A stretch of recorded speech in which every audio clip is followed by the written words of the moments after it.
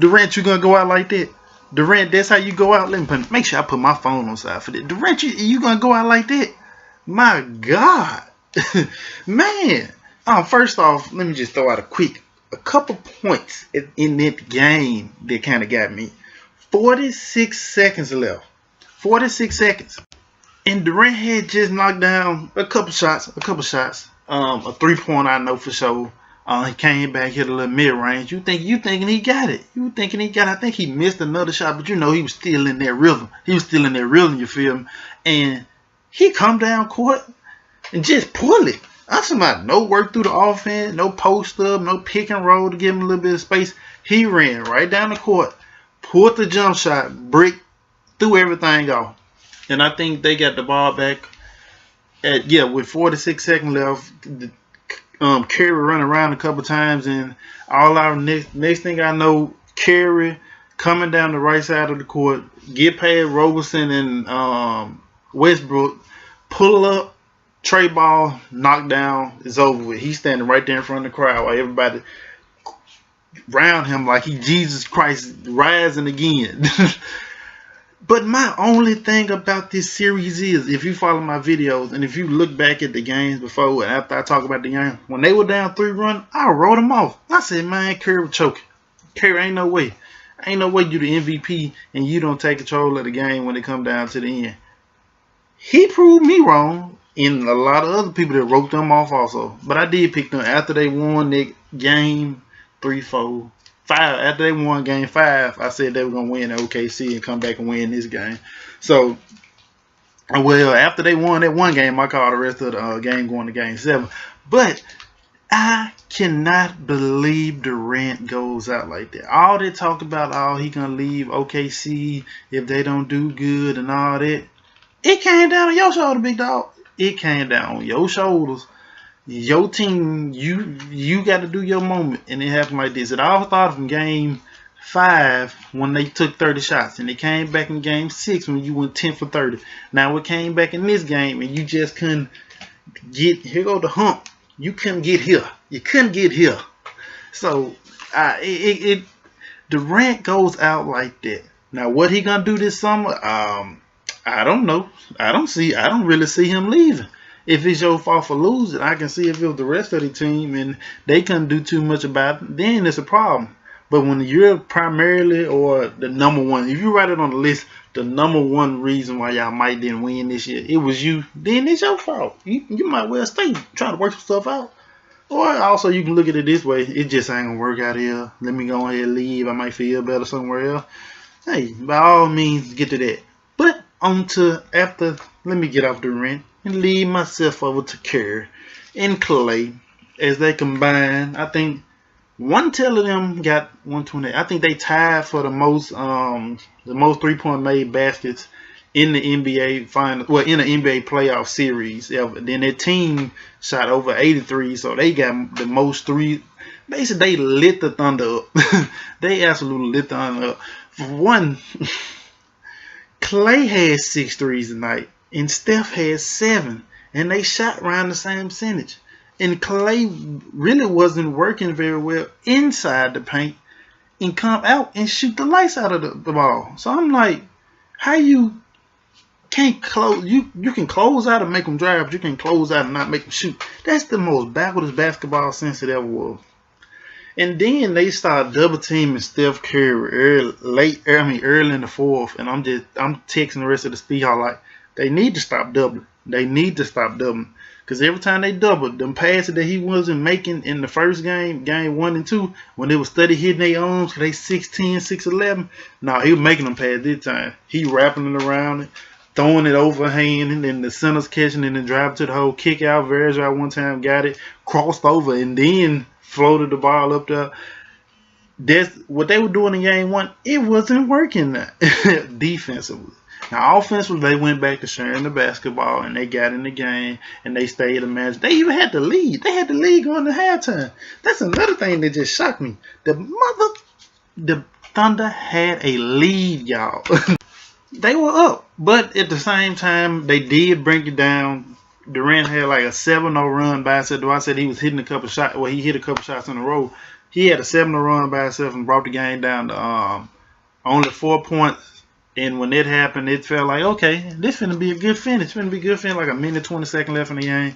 And then that stuff that happened at 40 seconds happened, and then it was over with. I knew it. Everybody else knew it. And then with 20, yeah, when they come back at 23 seconds, like I said earlier on in the video, Curry hit his shot. It was over. But Splash Bro came again tonight.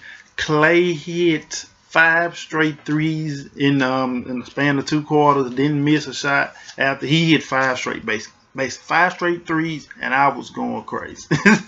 I'm like, ain't no way y'all folk gonna do this man no better than that.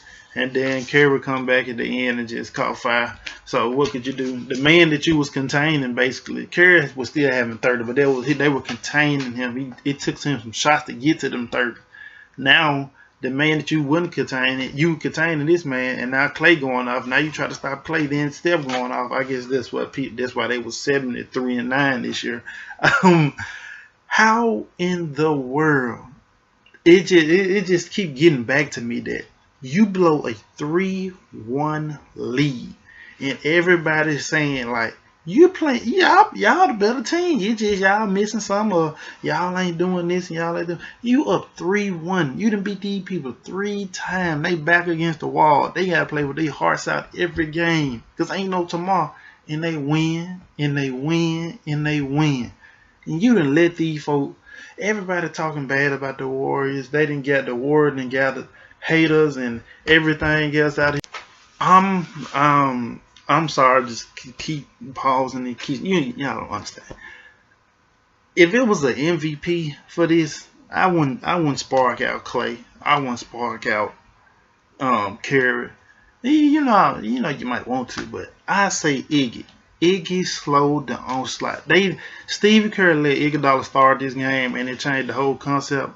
Durant had to go. He was more passive. He was 4 for 5, but it was selective 4 for 5. It wasn't like he caught on fire 4 for 5. It was like he scored here. That's 1 bucket. There's 2 buckets. 2 minutes later, that's not going off. They're just getting some buckets. So Iguodala starting off slowed Kevin Durant down, so he didn't catch that same rhythm. Because at first they'll start out with Barnes. KD will hit for like 10, 15 in a quarter. And now you got to sit up here and bring Iggy in to slow him down toward the 4th, the 3rd, and the 4th. Primarily, that's why you see like his Durant's second half shooting percentage was way lower than his first half shooting percentage. That's primarily because Iggy played a lot down the stretch more than Barnes. But into the game itself, the Warriors went back to what I said that I thought that Steve Kerr should do. Like watching my preview video, that Steve Kerr had to play. He got to play his roster, his rotation like he did in the regular season. Like basically letting almost everyone play, let everyone get a feel. Bring Barbosa in, which I said was a veteran that needs to play. He played 2 minutes today. This my man, the Brazilian Blur. And he let Barnes came off the bench, played 22 minutes. Livingston came off the bench, played 14 minutes. Ezeli played 13. Space played 5. Barbosa played 2 and Varejao played 1, but Varejao had some impact in his 1 minute. I feel like he should get more time than Ezeli. But Ezeli get on the boards, but Varejao do the dirty work. You take it how you want. Take it how you want. But then you get to the Thunder side, and they basically only play 2 people off their bench. They played Counter for 9 minutes, and he was 4 for 7 with 4 rebounds, and they had like 10 second chance points in the first half with him and Adams. But Counter only plays 9 minutes for defensive purposes. I'm like, y'all really ain't stopping these folks, so you might well try to score. Them extra possessions that y'all missing could have been him on the boards getting. But I ain't no professional coach. And then Waiters played 31 minutes. He was 2 for 9. I keep calling out Waiters every game. Well, for the last couple games, he hasn't been producing since they won. When they win, he produces. When they lose, he ain't. But let me get into player-by-player stats like I do.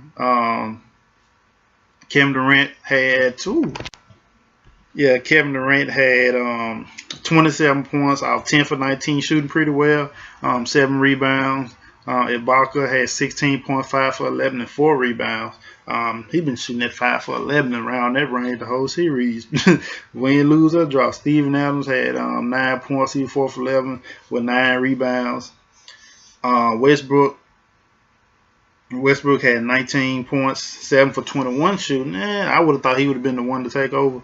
7 rebounds, 13 assists. He did very well passing and getting others involved. Can't take nothing from Westbrook despite his shooting. So I can't take nothing away from Westbrook game. I watched it beginning to end. Roberson was 2 for 11. They kept on telling him to shoot, and he kept on missing. That's basically what it was. When they told him to shoot, he had one air ball that was like way off. So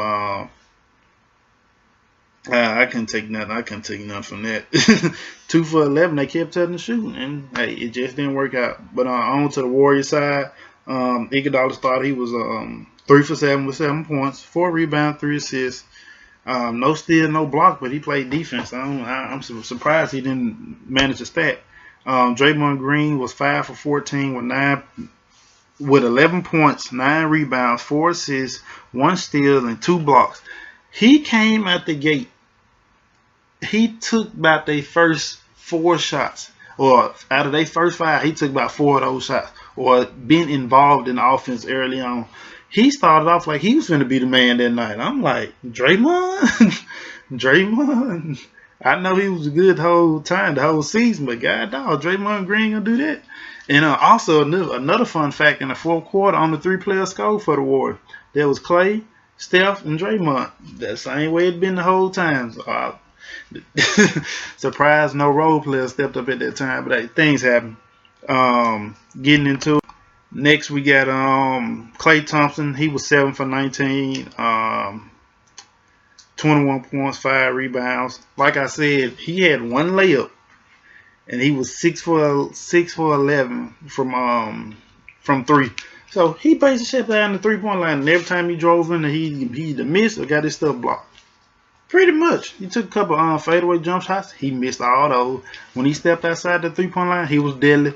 Some backwards. It's backwards. And then most of the time he got in the post, it was like late clock situations, so he got to take bad shots. So you don't worry about the field goal percentage. We ain't worry about winning the game. So I guess that's what he took from that. Steph Curry had 7 from 11 shooting threes, 36 points, 13 to 24 from the field, 5 rebounds, 8 assists. Steph was Steph, and especially late on, down in the quarter, he drove to the hole, shot like 2 threes. I'm like, y'all gonna stop that? Then they did the little switch where they put the center, well, basically the 5 on the point guard. So I'm like, no, y'all don't need to do that, because every time he lined up on that big, I remember what he said when he was on inside the NBA. He said, "This barbecue chicken." He lined him up, hit him with a couple crossovers, like drained down the 3. I know he drained 1 on Adams. He drained 1 on Ibaka. He drained 1 over Durant. I'm like, y'all need to stop switching these big people that can't really move on. And then every time Curry drove, Durant pulling his arm and stuff, they never called it. Nothing against that, because I think, I like a little physical play. So that just threw me off. And get down to the bottom, Harrison Barnes was 2 for 6, but he had 8 rebounds, so he helped on the board. It's like they went small and took out Adams, who was helping them get to the point of their winning, and they go small with the Warriors, and then the Warriors can rebound. Like, you was beating them because you was out rebounding. Now you gonna stop rebounding?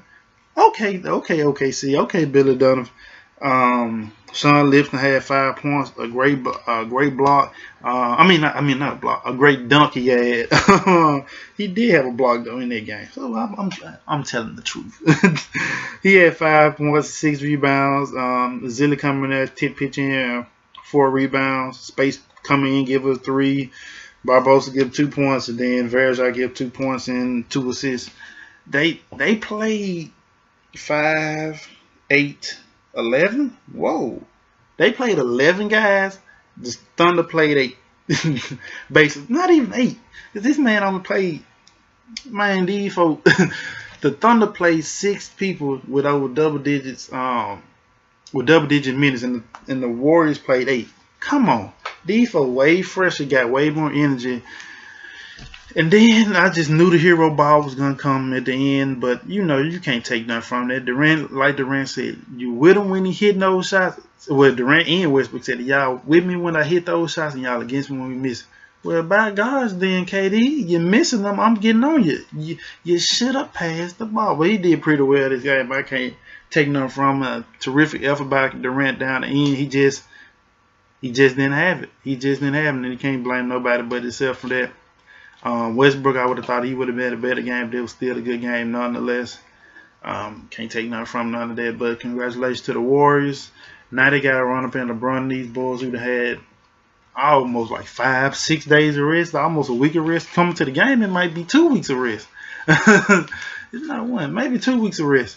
I have another video up with my prediction because this is going to be a little big thing, so I might as well load up with a prediction video. I just can't, well, closing thoughts on this. Hit you guys with my closing thoughts. I cannot sit up here and believe that up 3-1, Kevin Durant, being one of the top players in the world, drops the ball like that. 3-1. And all this talk about how you supposed to be leaving and how OKC ain't doing well. And I understand you and Westbrook good friends, but you're trying to win a championship because of your stature and how you are to the NBA in the game of basketball. It might become one of the greatest players, or a great player at that. So, and when time showed it the most, you weren't able to finish the deal. You couldn't finish, and you always said, well, I'm tired of being second best. I remember he said that a while back because he didn't win in college. I don't think he won in high school. And he got to the NBA. He didn't win in the finals. So he was always like, I'm always second best. But you have to get over the hump, KD. You have to get over yourself sometime. You have to show the world who the player that you are. You need the defining series, that defining career moment where you say, oh, he just dropped 40 to close out the series against the Warriors. And then he goes against the Cavs and do blank, blank, blank, blank, blank. Instead of he went 10 for 30 in game 6, and now they go to game 7 and they just lose the game. That's basically what his career. I don't think Durant will ever live this down, losing this series the way that he did when he had the chance to finish this guy. Well, this guy or this team. This guy was in Curry, but finishing off this team, I am lost for actual words and adjectives that can actually describe how this series as a basketball fan and how I feel for KD for losing this way. This is just dumbfounding. But you know what? Step back in the finals. We good to see LeBron with a full team. Like I said, this is another video. So I'm going to go ahead and get out here. I'm running on 17 minutes. My name is Dede. I'm from Speed Hawk TV. Check that outro.